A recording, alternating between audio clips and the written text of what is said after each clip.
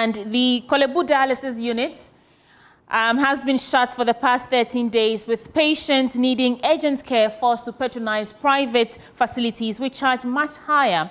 And those that cannot afford these private facilities have been left to their own fate. President of the Kidney Patients Association, Bafwa Hinkra, tells Joy News that the facility has reportedly run out of consumables. He is calling on hospital authorities to communicate to them when the facility will be reopened.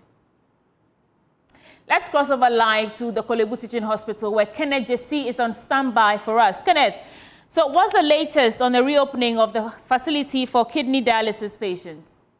Well, we have tried to get the hospital administrators to speak to in order to understand the reasons behind the closure and when it intends to reopen, but we have been largely unsuccessful.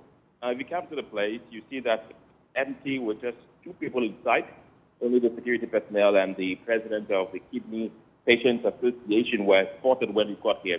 Now, the president of the association tells us that since the closure of the dialysis unit almost 2 weeks ago, 3 kidney patients have sadly lost their lives, although we cannot categorically say that they died because of the closure, since he is not a medical expert. Now, he says their members plan on picketing the dialysis unit next week if the situation persists, because most of their members are fighting for their lives since the facility was closed. Those that can afford the private facilities have had to reduce the number of times they go for the dialysis, and the ones that cannot afford the private facilities are home. So that's the situation when it comes to the dialysis unit at the Korle-Bu Teaching Hospital. Right. But Kenneth, have you been able to speak to the hospital authorities on the way forward?